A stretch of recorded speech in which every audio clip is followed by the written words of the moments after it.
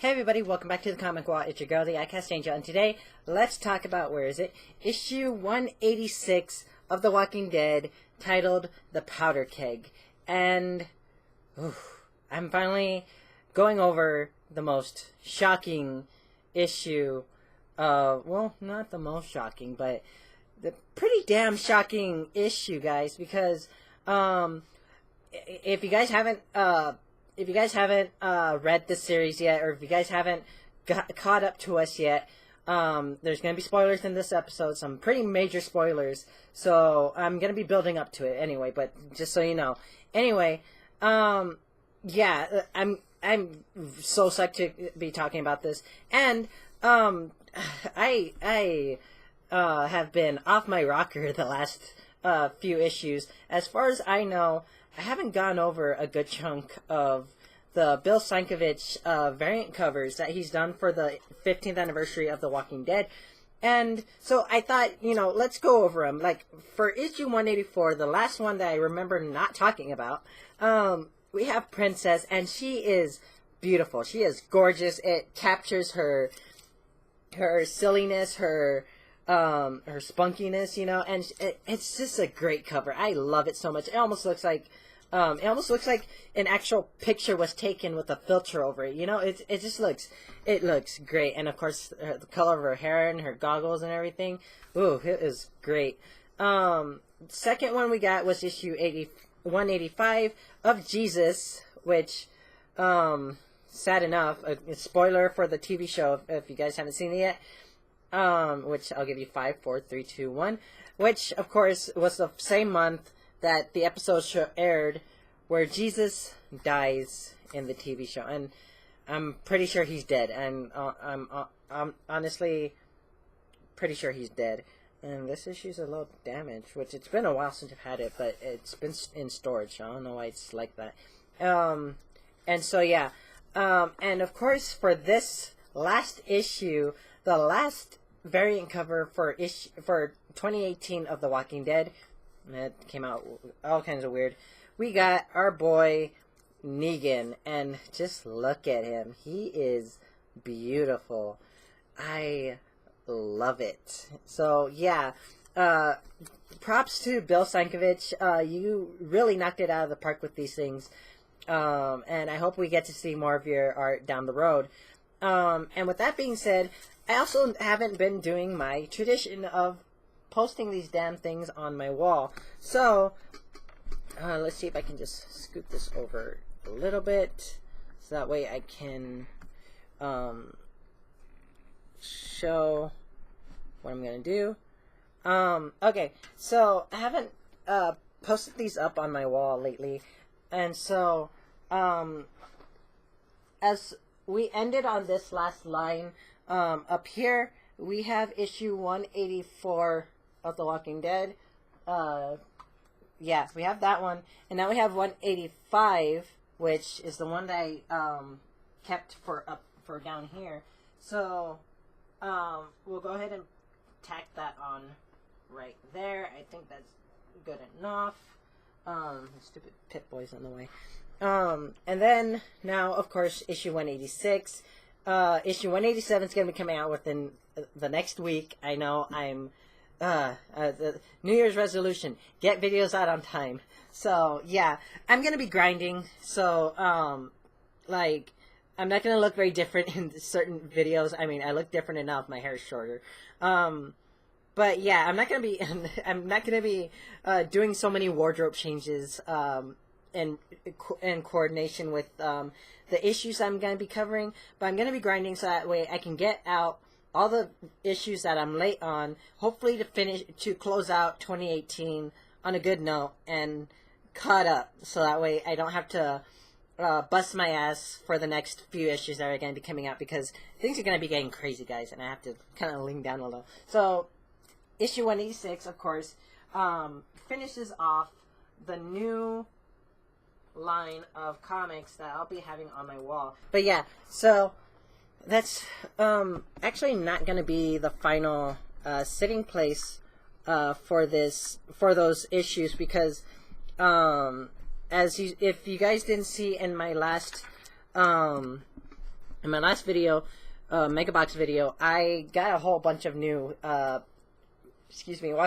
Walking Dead issues. So, yeah, this whole thing's gonna shift. Anyway, let's get into it, because I've already used up 5 minutes of time, already 6 minutes. And so, yeah, let's get into this, because this issue was crazy, and I'm still not sure how to feel about it. Anyway, so we jump back in with Sophia at the hilltop, and this guy talks to her, named Josh. He was one of the new arrivals that Jesus and Aaron brought back after the Whisperer War, because they're one of the families that just joined the Whisperers and were trying to fit in, but they weren't fitting in very well. So it's good that they took him in, and you know, he's I guess attracted, not in that sense, but maybe in that sense, to Sophia, who's eating alone, and he's like, "Can I sit here?" And she's like, "Yeah, that's fine." And Carl's over here like, "Yeah." Anyway, so in this next scene, we see Eugene and I lost her name, Stephanie. Oof. Stephanie, after, you know, waking up together, and it turns out, Stephanie wears a wig. She wears a wig, she wears this wig in order to, I don't know, I mean, she just chooses to wear it because it makes her feel, the way she says, why do you wear a wig? Eugene asks, why do you wear a wig? And she says, because it makes me feel good. Now get out. You know, she's pretty mad that Eugene sees her with her wig, fixing her wig. And Eugene is such a cutie. He's like, yeah, I'm happy he took it off. I think you're beautiful no matter what. And yeah, he's such a sweetheart. Anyway, in the next scene, we see Dwight being escorted out of the jail by, I can't remember her name for the life of me. Yeah, I'm sorry. Her name just keeps escaping me.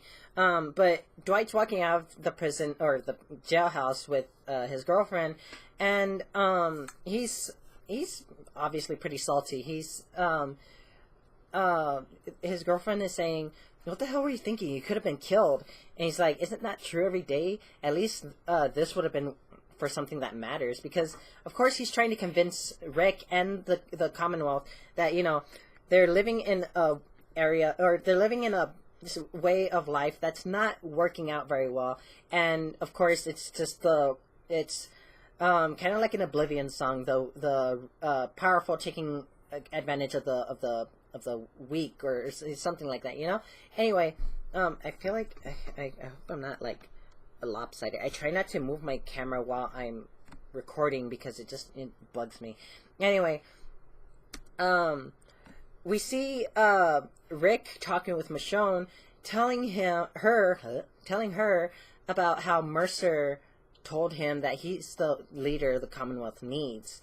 And so Michonne's like, "Well, what are you gonna do?" And so that's when Rick is saying, "I don't know, but after talking to Mercer, I'm thinking maybe Dwight is right about this place." And he tries to convince Michonne, like, "Come on, you have to admit, this place isn't perfect, but don't misunderstand me. It's close. Closer than Dwight seems to recognize, but he's right that these people need help. And he's right that these people will back us if we try to take over. If we try to take over, why do you have to take over?" And so Michonne's just like, "Oh my God, what?" Like, it's not something worth fighting for right now. Like, yes, these people need help, but it's not a one-man job. And Rick is yeah, he's a great talker. He knows how to get the people rallied, but it's not a fight that he can win right now, you know? And especially just after the war. Because it's been... Whisperer War ended here, for the most part. And it wasn't until about... it's over there, isn't it? Yeah. About issue 1... No, where is it? It should be here. Sorry. No, here. It's... You're not going to see it. Issue 173, the final fight, which really ends the Whisperer War for the most part. And, it's just not a fight he needs to be working on right now. And so Michonne's like, the Commonwealth has a lot of room for improvement, but that's what excites me so much about being here. What can be done with the people here? So right now, they need help, not that. And she points at Rick's gun and says, they need this, his mind. We need your mind, your sense of fairness. All you need to do is show them a better way. Which, it's kind of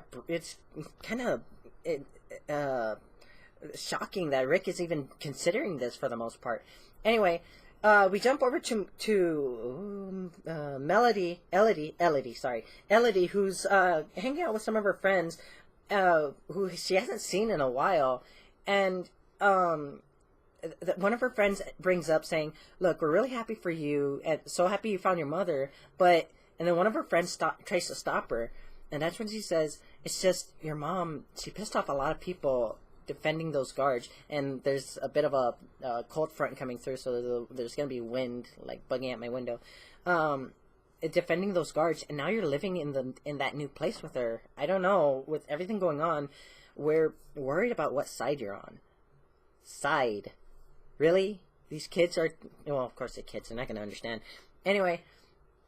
We jump over to Alexandria for a second to touch base with Magna, who's talking with... I'm bad with names today. It's these people, we haven't seen them in so long, and we haven't heard their names in so long, that they just slip out my mind. They're not major characters any more than they were when they were, So Magna's talking with Heath and the guy who tried to kill Rick back in issue 150, which isn't here, huh? No, it's over there. Anyway, Magna's trying to just get things ready. As we saw last issue, she's pretty on guard, which was the title of the issue as well. She's pretty on guard about the next war coming, and just this calm that's settled over the Alexandria. Sorry, my bangs are bugging me. And so Heath is just saying like. It's just, how word spreads around here. It's hard to tell our hiccups never fail.